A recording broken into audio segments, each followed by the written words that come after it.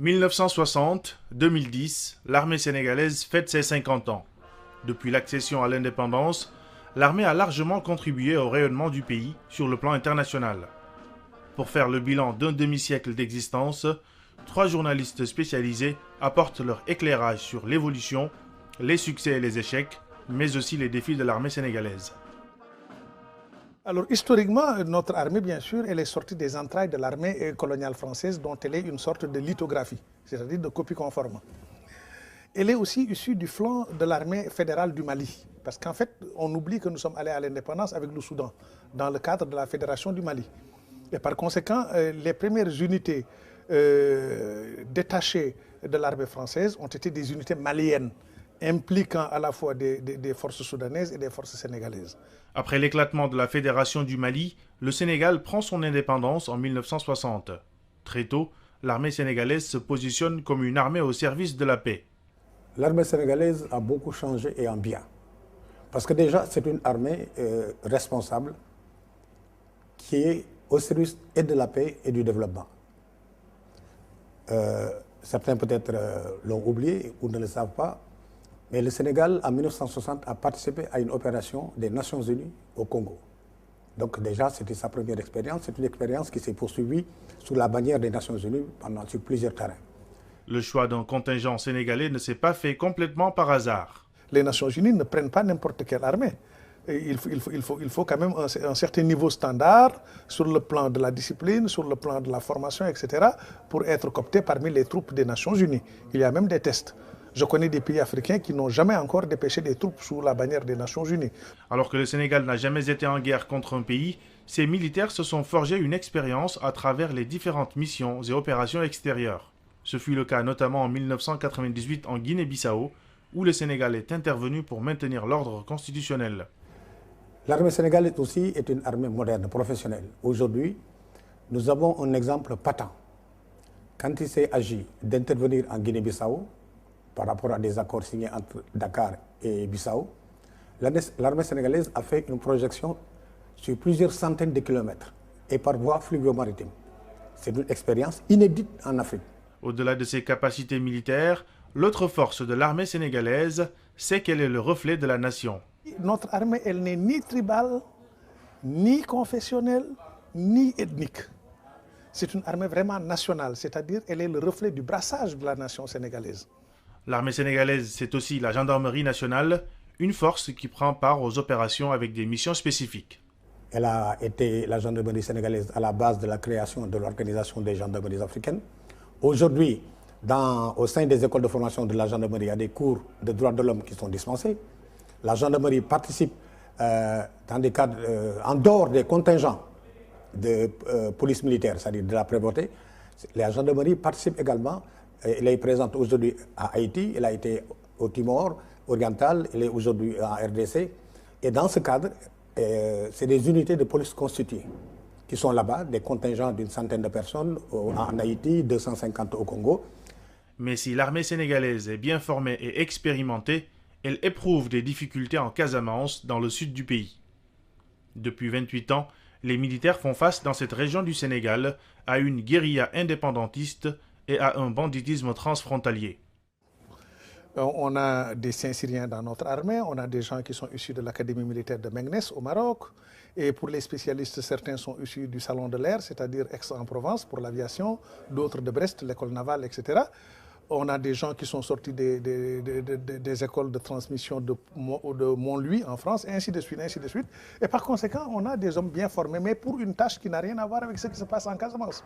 Donc en Casamance, il a fallu accomplir un effort d'adaptation face à une guérilla, à laquelle il fallait livrer une action de contre-guérilla, pour laquelle l'armée n'a pas été initialement préparée ni formée. D'ailleurs, ce n'est jamais la vocation d'une armée régulière que d'être un instrument de lutte contre une guérilla, a priori. Il y a un autre aspect lié à la configuration géographique même de la Casamance. C'est un pays, c'est une région pas très vaste, où il y a beaucoup de cours d'eau, de bolons, donc c'est des cours d'eau qui forment des méandres qui sillonnent un peu partout. C'est une région qui est adossée en même temps à la Guinée-Bissau, qui a frontière au nord avec la Gambie. Et donc vous voyez un peu, il y a des espèces de bases de repli, aussi bien au nord qu'au sud.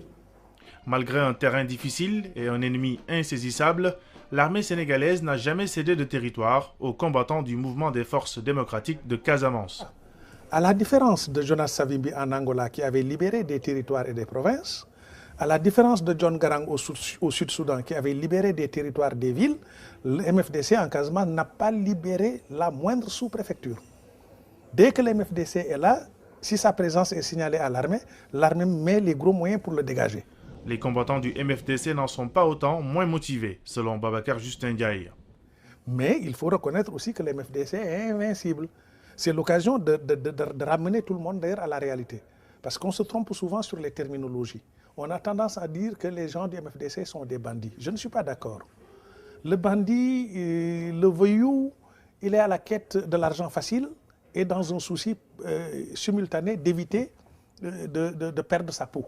Moi, ce que je veux souligner, c'est que lorsque des hommes sont dans la brousse pendant 20 ans, ils affrontent des unités blindées, ils affrontent des unités d'élite, ils affrontent des parachutistes. Ils boivent l'eau des mares, ils vivent parmi les reptiles.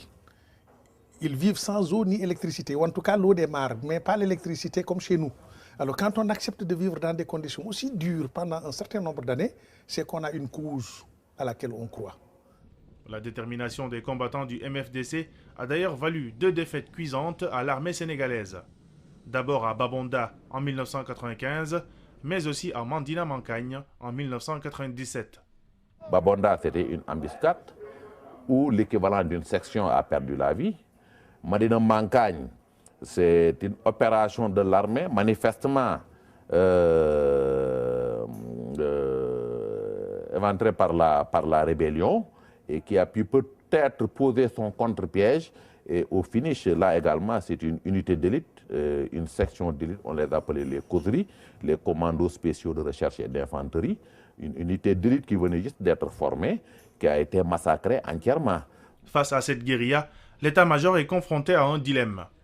Alors, faut-il prendre le napalm et arroser toute la région, détruire toute la région, ou faut-il y aller de façon graduelle et de façon ciblée pour empêcher le triomphe de la guérilla, tout en évitant de casser la région? Alors je crois qu'il y a des préoccupations comme ça qui sont les préoccupations doctrinales de l'état-major. La deuxième option semble avoir prévalu, à la satisfaction de Amadou Mbaïloum. Il y a des projets qui sont en Casamance qui se réalisent, qui sont exécutés. Les gens voyagent. Souvent, il y a quelques braquages.